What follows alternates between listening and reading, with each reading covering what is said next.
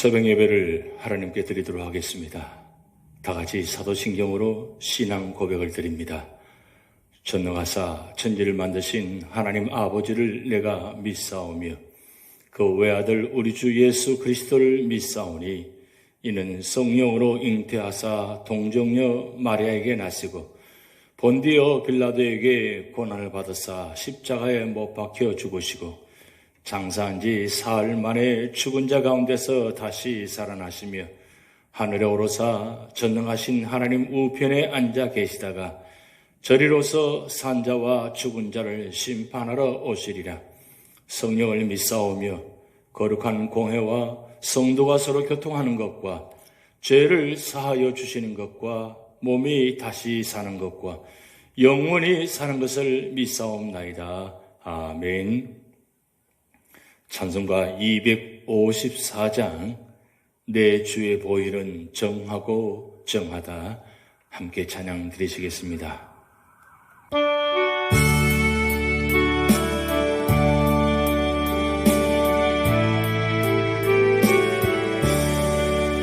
내 주의 보혈은 정하고 정하다.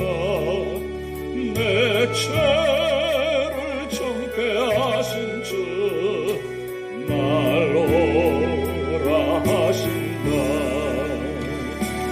내가 주께로 지금까지 십자가의 보혈로 날 씻어주소서. 약하고 추해도 주께로 나가면 힘주시고 내 주함을 곧 씻어주시네. 내가 주께로 지금 가오니 십자가의 보혈로 날 씻어주소서. 날 오라 하심은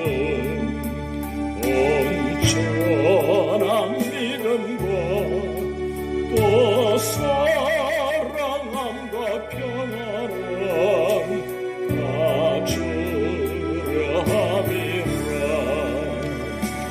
내가 주께로 지금 가오니 십자가의 보혈로 날 씻어주소서. 큰 죄인 복받아 살 길을 얻었네. 한없이 넓고 그는데 베풀어 주소서.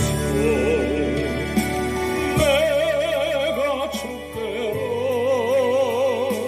지금 가오니 십자가의 보혈로 날 씻어주소서.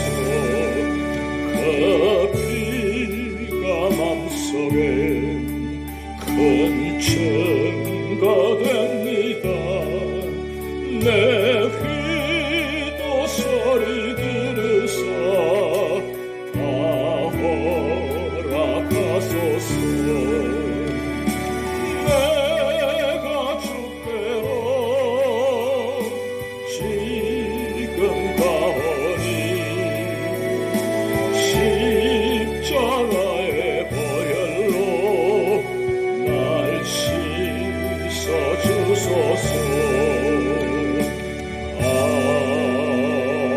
아멘. 오늘 우리 교회에 주신 하나님 말씀은 출애굽기 21장입니다. 내가 백성 앞에 세울 법규는 이러하니라.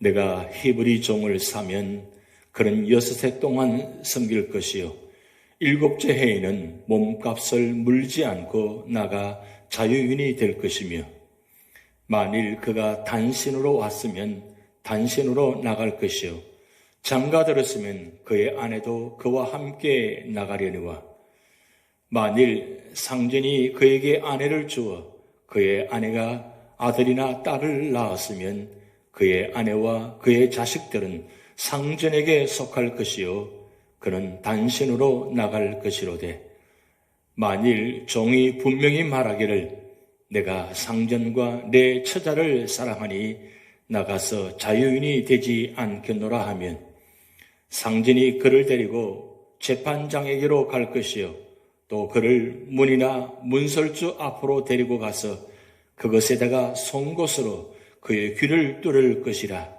그는 종신토록 그 상전을 섬기리라. 사람이 자기의 딸을 여종으로 팔았으면 그는 남종같이 나오지 못할지며 만일 상전이 그를 기뻐하지 아니하여 상관하지 아니하면 그를 속량하게 할 것이나 상전이 그 여자를 속인 것이 되었으니 외국인에게는 팔지 못할 것이요 만일 그를 자기 아들에게 주기로 하였으면 그를 딸같이 대우할 것이요 만일 상전이 다른 여자에게 장가들지라도 그 여자의 음식과 의복과 동침하는 것은 끊지 말 것이요 그가 이 세 가지를 시행하지 아니하면 여자는 속전을 내지 않고 거저 나가게 할 것이니라.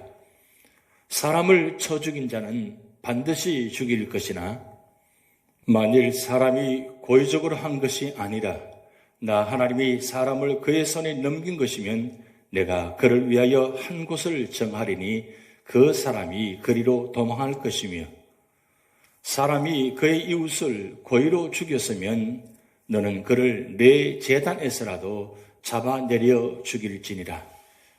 자기 아버지나 어머니를 치는 자는 반드시 죽일지니라. 사람을 납치한 자가 그 사람을 팔았든지 자기 수하에 두었든지 그를 반드시 죽일지니라. 자기의 아버지나 어머니를 저주하는 자는 반드시 죽일지니라. 사람이 서로 싸우다가 하나가 돌이나 주먹으로 그의 상대방을 쳤으나 그가 죽지 않고 자리에 누웠다가 지팡이를 짚고 일어나 그러면 그를 친 자가 형벌은 면하되 그간의 손해를 배상하고 그가 완치되게 할 것이니라.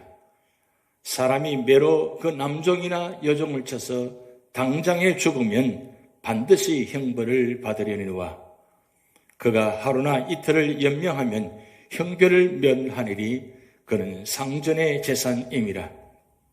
사람이 서로 싸우다가 임신한 여인을 쳐서 낙태하게 하였으나 다른 해가 없으면 그 남편의 청구대로 반드시 벌금을 내되 재판장의 판결을 따라 낼 것이니라.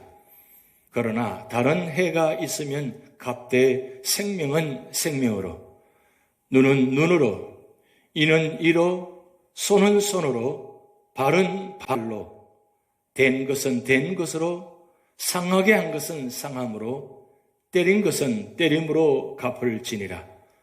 사람이 그 남종의 한 눈이나 여종의 한 눈을 쳐서 상하게 하면 그 눈에 대한 보상으로 그를 놓아줄 것이며 그 남종의 이나 여종의 이를 쳐서 빠뜨리면 그 이에 대한 보상으로 그를 놓아줄지니라. 소가 남자나 여자를 받아서 죽이면 그 소는 반드시 돌로 쳐서 죽일 것이요 그 고기는 먹지 말 것이며 임자는 형벌을 면하느니와 소가 본래 받는 버릇이 있고 그 임자는 그로 말미암아 경고를 받아서되 단속하지 아니하여 남녀를 막론하고 받아 죽이면 그 소는 돌로 쳐 죽일 것이요 임자도 죽일 것이며 만일 그에게 속죄금을 부과하면 무릇 그 명령한 것을 생명의 대가로 낼 것이요 아들을 받든지 딸을 받든지 이 법규대로 그 임자에게 행할 것이며 소가 만일 남종이나 여종을 받으면 소 임자가 은 30세겔을 그의 상전에게 줄 것이요 소는 돌로 쳐서 죽일지니라. 사람이 구덩이를 열어두거나 구덩이를 파고 덮지 아니하므로 소나 나귀가 거기에 빠지면 그 구덩이 주인이 잘 보상하여 짐승의 임자에게 돈을 줄 것이요 죽은 것은 그가 차지할 것이니라. 이 사람의 소가 저 사람의 소를 받아 죽이면 살아있는 소를 팔아 그 값을 반으로 나누고 또한 죽은 것도 반으로 나누려니와 그 소가 본래 받는 버릇이 있는 줄을 알고도 그 임자가 단속하지 아니하였으면 그는 소를 갚을 것이요 죽은 것은 그가 차지할지니라. 아멘. 오늘 출애굽기 21장은 그리스도인의 의로운 생활에 대한 말씀입니다. 21장에서 23장에는 여러 가지 민법이 소개되어 있습니다. 오늘 우리가 살고 있는 세상은 죄악으로 가득 차 하나님의 공의와 진리가 무시당하고 있습니다. 그리스도인은 이런 세상에서 사랑의 법을 따라 의로운 생활을 해야 합니다. 그러면 사랑의 법을 따라 의로운 생활을 하려면 어떻게 해야 합니까? 첫 번째로는 사람을 자유인으로 알아야 한다고 말씀하고 있습니다. 당시 종들은 가난해서 자의로나 부모에 의해 또는 범죄에 의하여 팔려온 자들이었습니다. 그러므로 어떤 경로를 통해서 종이 되었던 하나님께서는 상전들에게 7년이 되면 값없이 자유를 주라고 하셨습니다. 그것은 그동안이면 범죄에 대한 대가나 부채를 충분히 치루었다고 보기 때문입니다.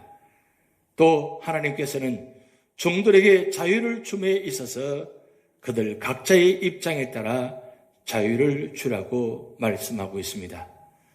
제7년은 안식년과 관계된 해로 그리스도의 날, 즉 그리스도 안에서 구속받아 자유함을 얻은 때를 의미합니다. 그러므로 그리스도의 보배로운 피로 구속함을 받아 자유함을 얻은 우리는 과거의 우리의 죄와 우리가 사탄의 노예였음을 기억하고 이웃을 사랑해야 합니다.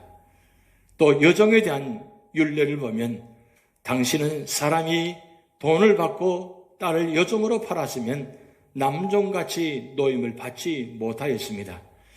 결혼하였으면 종이 아니요 가족이기 때문입니다.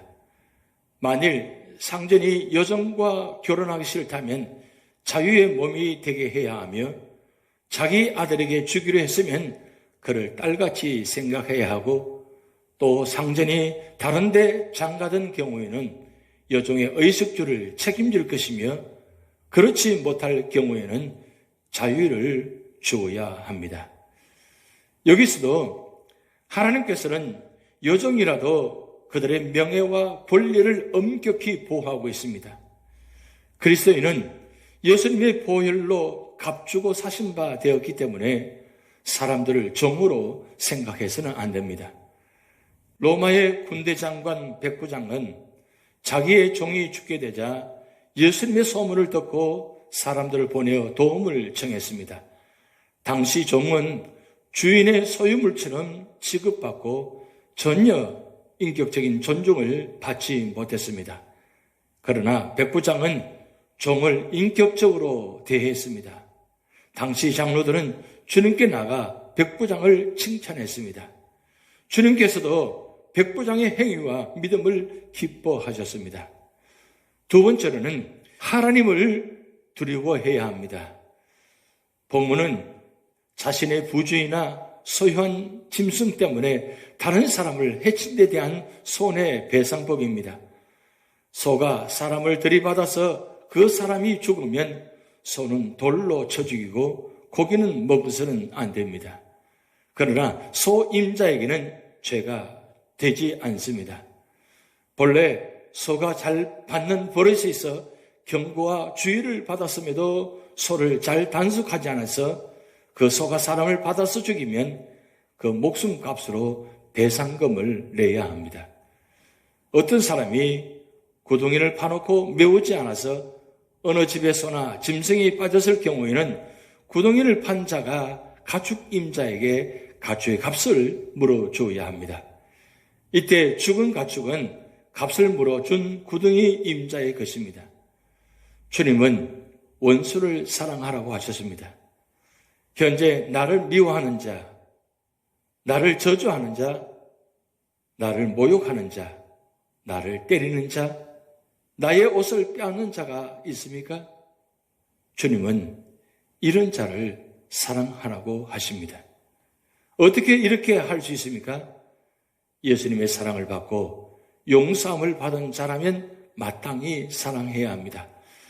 예수님은 십자가에 달리셨을 때 자기를 십자가에 못 박은 자들을 위해 기도하셨습니다. 스데반 집사도 돌로 자기를 치는 자를 위해 기도했습니다. 이는 주의 사랑을 받고 용서함을 받은 자만이 할 수 있는 아름다운 행위입니다. 우리의 시조 아담이 그랬습니다. 자기의 죄를 인정하지 아니하고 책임을 전가하려 했습니다. 우리는 나의 죄나 허물을 타인에게 전가하는 무책임한 자가 되지 말아야 합니다. 나의 죄를 주님 앞에 시인할 때 하나님께서는 우리의 모습을 기뻐하십니다. 세 번째로는 하나님의 공의를 나타내야 합니다. 사형에 해당하는 법조문을 다룬 율례에 이어 본문은 육체적 상해자와 재산권 침해자에 대한 처벌 및 배상에 대한 규정을 다루고 있습니다. 여기에는 생명은 생명으로, 눈은 눈으로, 이는 이로 라는 이른바 동해보호법의 배상 원칙이 적용되고 있습니다. 이 동해보호법은 하나님의 엄격한 공의를 보여주기도 하지만 그 본래 의도는 더 큰 보복의 악순환을 방지하고자 하는 데 있었습니다. 본문에는 특이하게도 사람뿐만 아니라 짐승이 손상을 입을 때를 위해서도 상세한 법조문이 주어져 있는 것입니다. 이는 이웃의 생명과 재산을 존중해야 한다는 정신입니다. 그리고 직접적이든지 간접적이든 고의적이든 비고의적이든 간에 자신의 부주의나 불성실에 의한 상해라면 그것을 솔직히 인정하고 책임을 져야 한다는 정신입니다. 그리고 생활 중 아무리 사소한 일이더라도 하나님의 정의의 법은 항상 적용돼야 한다는 정신입니다.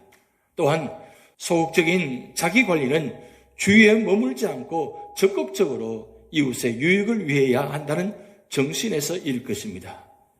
오늘 출애굽기 21장은 이스라엘 백성들이 삶의 현장 속에서 어떻게 하나님 앞에서 진실되게 정직하게 살아가야 하는가에 대한 말씀입니다.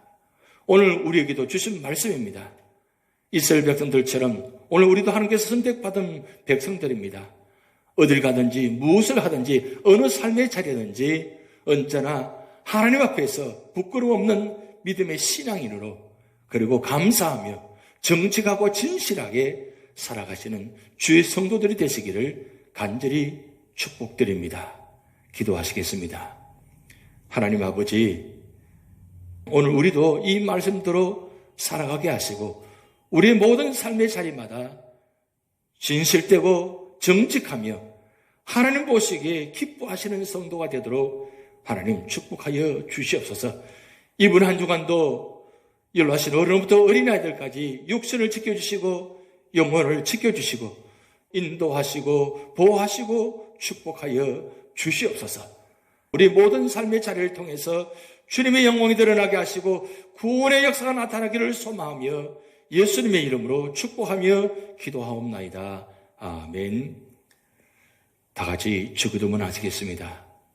하늘에 계신 우리 아버지여, 이름이 거룩히 여김을 받으시오며 나라의 임하옵시며 뜻이 하늘에서 이룬 것 같이 땅에서도 이루어지이다. 오늘날 우리에게 일용할 양식을 주옵시고 우리가 우리에게 죄진 자를 사하여 준 것 같이 우리 죄를 사하여 주옵시고 우리를 시험에 들게 하지 마옵시고 다만 악에서 구하옵소서. 대개 나라와 권세와 영광이 아버지께 영원히 있사옵나이다. 아멘.